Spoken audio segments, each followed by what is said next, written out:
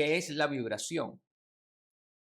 Desde el punto de vista físico, nosotros podemos describir la vibración mecánica como una fuerza oscilatoria periódica.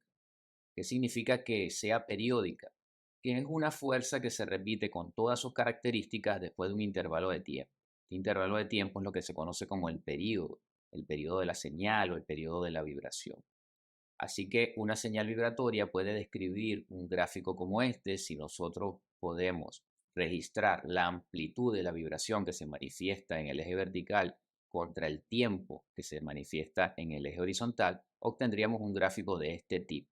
Aquí estamos viendo una señal periódica, es decir, la señal se repite cada ciertos ciclos, cada cierto periodo de tiempo, se repite a sí misma con todas sus características.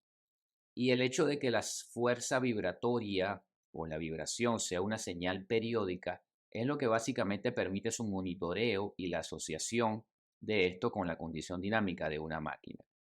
El hecho de que sea periódica nos permite tomar una pequeña muestra, unos pequeños segundos, incluso milisegundos de una señal, y ya con eso tener todas las características mecánicas, eléctricas, operacionales que pueden generar vibraciones en una máquina. No es necesario tener un registro largo de la vibración porque solo pequeños segundos, una muestra de pequeños segundos ya es suficiente para obtener todas las características dinámicas que se están manifestando en esa señal. Así que es un parámetro importante el hecho de que sea periódico.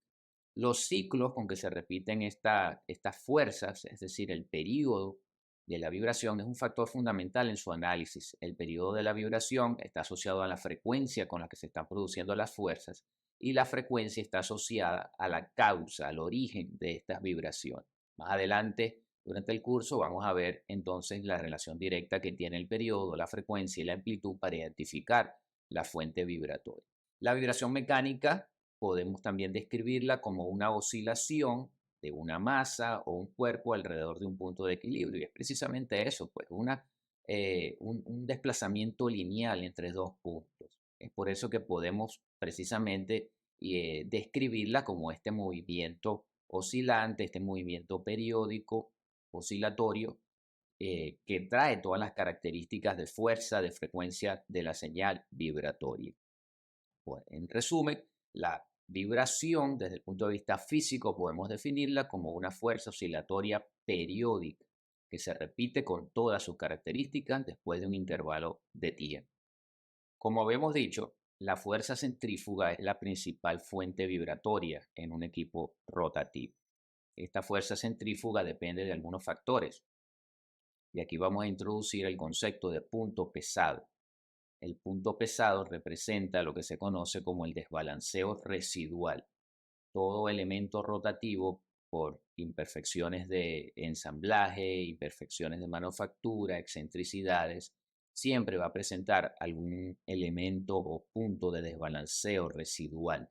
El balanceo perfecto es difícil de alcanzar, el balanceo perfecto no es necesario. Siempre hay un nivel de desbalanceo residual permisible, representado por lo que se conoce como el punto pesado, esquemáticamente representado acá en este gráfico como este punto rojo, es nuestro punto pesado. Este círculo negro que vemos acá representa un rotor de una máquina rotativa ubicada dentro de sus cojinetes o dentro de sus rodamientos. Acá tenemos representado un sensor de vibraciones que capta obviamente la vibración como la reacción producto de la fuerza centrífuga. La fuerza centrífuga la podemos cuantificar y justamente depende de la masa de ese punto pesado, la velocidad con que gira el rotor, y podemos notar que la velocidad tiene una influencia cuadrática. Mientras mayor es la velocidad, la fuerza centrífuga se incrementa de manera cuadrática, de manera exponencial. Asimismo influye el radio a donde está ubicado ese punto pesado equivalente. Así que mientras mayor es la masa de desbalance, tendremos mayor fuerza centrífuga. Mientras mayor es la velocidad con que gira el rotor, tendremos mayor fuerza centrífuga. Mientras mayor sea el radio en el que se ubica ese punto pesado, también mayor será la fuerza centrífuga. ¿Bien? Cualquiera de estas cosas que cambien la máquina va a afectar entonces la fuerza centrífuga. Cuando un equipo rotativo comienza su operación, genera velocidad, genera fuerza centrífuga, esta a su vez produce vibración. Es la reacción que se produce en la máquina, es la fuerza oscilatoria. Si tenemos un sensor capaz de sensar esa oscilación en una parte determinada de la máquina, en una dirección determinada de la máquina, este sensor lo que hace es ver la interacción del punto pesado cada vez que pase por él. Pues cada vez que el punto pesado pasa por el sensor va a generar una fuerza, va a generar un desplazamiento que lo puede sensar este transductor. Cada vez que pasa el punto pesado por acá, se genera entonces un punto alto, punto máximo de vibración, un punto máximo de desplazamiento. Es lo que se conoce como la vibración máxima, la amplitud máxima, y esquemáticamente lo conocemos como el punto alto. Así que el punto pesado genera al punto alto. Una vez que el punto pesado va alejándose del sensor, la vibración va disminuyendo, podemos verlo de esta manera, hasta que llega a 180 grados nuestro punto pesado respecto al sensor y genera, digamos, el mínimo desplazamiento en el sensor, pero la máxima amplitud en el sentido contrario. Y así sucesivamente se va repitiendo el ciclo y cada vez que el punto pesado pasa por el sensor va a generar el punto alto. Esto es lo que se conoce como el efecto de acción y reacción del movimiento oscilatorio. La fuerza centrífuga interactuando con un transductor, sensando el efecto del punto pesado, sensando entonces cada ciclo, generando el punto alto ciclo por ciclo. Esto se está produciendo a la frecuencia de giro de la máquina, es la frecuencia fundamental, es la fuerza inherente que está generando. Si logramos graficar esto en función del tiempo, la amplitud en función del tiempo, obtenemos entonces un gráfico como este, que es lo que se conoce como una onda de tiempo o una forma de onda, que representa la amplitud de la vibración en función del tiempo, una forma de onda. Así, periódicamente, la máquina girando, el punto pesado interactuando con el transductor va a generar entonces esta fuerza oscilante periódica con una amplitud máxima, siempre generando una amplitud máxima. Introducimos aquí entonces por primera vez el concepto de forma de onda del que vamos a hablar en lo sucesivo. En resumen, el punto pesado es lo que se conoce como el desbalanceo residual. El desbalanceo residual es inherente en componentes rotativos y es producto de efectos de manufactura, de ensamblaje de los equipos rotativos, como por ejemplo rotores, impulsores de bomba, acoplamientos, poleas, engranajes. Todos estos elementos rotativos durante su manufactura o ensamblaje pueden presentarse imperfecciones en el vaciado de componentes, se introduce runout, se introduce excentricidad y siempre va a existir un cierto nivel de desbalance residual. Es importante reconocer que el balanceo perfecto no existe, el balanceo perfecto no es necesario y siempre vamos a tener un cierto nivel de desbalanceo residual representado en este concepto de punto pesado. Por otra parte, el punto alto es la respuesta, es el efecto dinámico del punto pesado interactuando en el proceso de rotación del equipo. El punto alto representa la amplitud de vibración máxima o amplitud pico y es lo que finalmente genera esta cinemática inherente, esta vibración cíclica y periódica. Es un poco en resumen la interacción o la relación que existe entre el punto pesado y el punto alto de la vibración. La vibración mecánica es producto de fuerzas que actúan sobre las máquinas. La vibración mecánica es una reacción y esta reacción tendrá ciertas características dependiendo de las propiedades intrínsecas del sistema. Básicamente, un sistema mecánico tiene tres propiedades fundamentales: la masa, la rigidez y la amortiguación. La masa del sistema la podemos cuantificar en kilogramos, en libras, una unidad masa, pues, que representa la materia del sistema. Y esto es la fuerza de inercia. Tanta masa tendrá un cuerpo, mayor inercia tendrá este cuerpo al movimiento. La inercia es la fuerza que hay que vencer para que el sistema pueda moverse. Así que tanta fuerza será necesaria para mover un determinado cuerpo. Hay que vencer entonces esa fuerza de inercia para que el cuerpo o nuestra máquina rotativa comience a generar algún tipo de vibración. Así que la fuerza de inercia va a determinar en gran medida cuánto se puede mover o cuánta fuerza vamos a necesitar para comenzar a mover ese cuerpo, para que ese cuerpo comience a vibrar. Luego hay fuerzas de restricción, como la rigidez, representado acá en la nomenclatura con la letra K. La rigidez la podemos incluso cuantificar, una fuerza medible en newton metro, y representa la resistencia del cuerpo a la flexión. ¿Cuánto se puede mover este cuerpo? ¿Cuánto puede desplazarse en su movimiento vibratorio? Dependerá de sus características de rigidez. La rigidez es un factor complejo, depende de elementos como la masa, la misma masa del cuerpo, su centro de gravedad, los materiales con que está construida, fabricada la máquina, las holguras, los elementos de anclaje e incluso de la forma geométrica. Así que es complejo determinar la rigidez de un sistema mecánico. Otra fuerza de restricción presente es la amortiguación, también cuantificable en newtons por metro por segundo. Y la amortiguación va a definir la capacidad de disipación de energía que tiene este cuerpo. Con qué velocidad se va a mover, con qué velocidad va a vibrar este elemento, va a depender básicamente de sus características de amortiguamiento, con qué velocidad puede adaptarse o restringir la fuerza que está haciendo vibrar a la máquina. Todas estas fuerzas pueden cuantificarse y responden a leyes. La fuerza de inercia responde a la ley de Newton. Sabemos que fuerza es igual a masa por aceleración, así que la masa tiene un factor determinante en cuánto movimiento puede tener eh, el equipo vibrando, el cuerpo vibratorio en cuestión.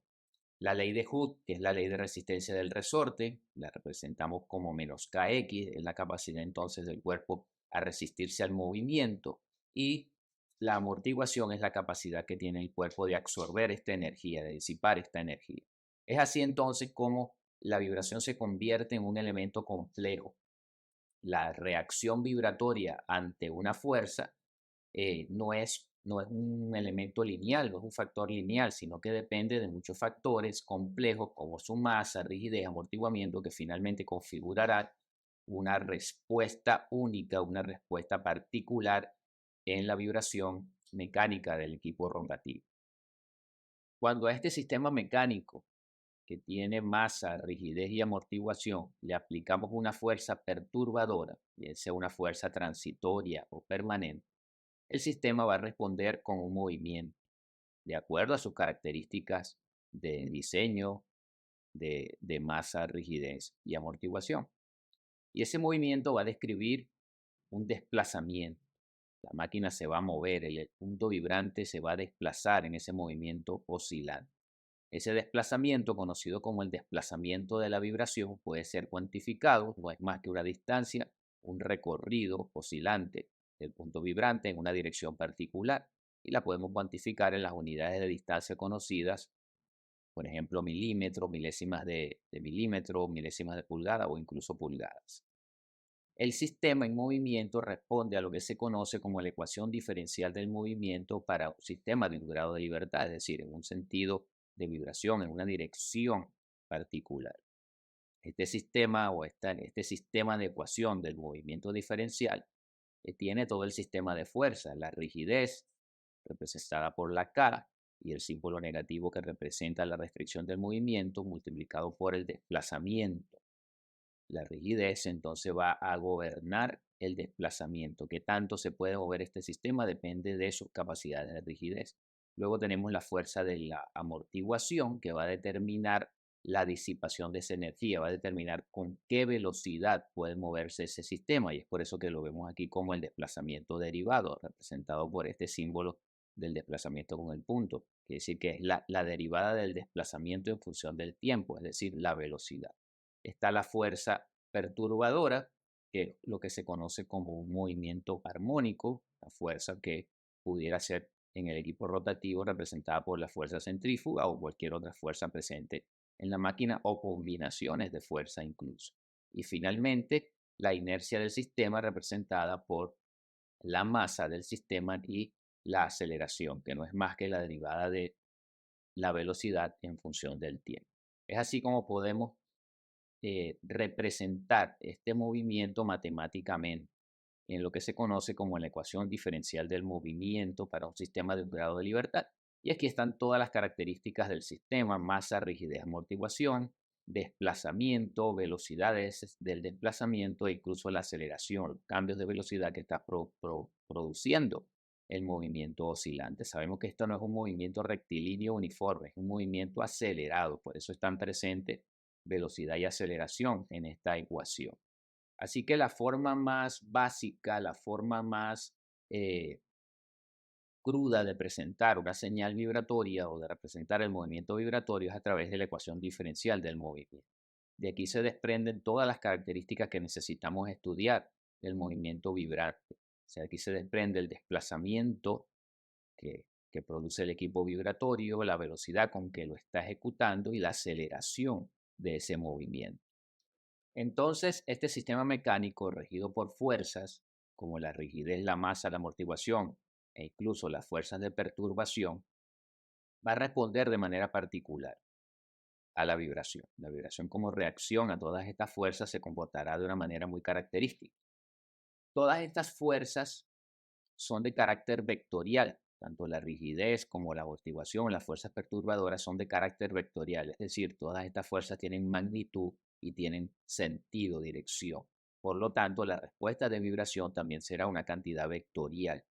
La amplitud de vibración, que tiene magnitud y tiene dirección, va a responder entonces a las fuerzas perturbadoras, que es un vector también, y a todas las fuerzas de restricción representadas en la máquina, que va de esta rigidez, esta amortiguación, que son fuerzas de restricción, van a depender de los materiales, condiciones de diseño, factores como los momentos de inercia, centros de gravedad, un factor complejo. Así que por lo tanto la amplitud de la vibración también será un factor complejo. Lo importante en este punto es entender que la vibración es de carácter vectorial, tiene dirección, tiene sentido, tiene magnitud, porque ella misma se desprende de fuerzas vectoriales.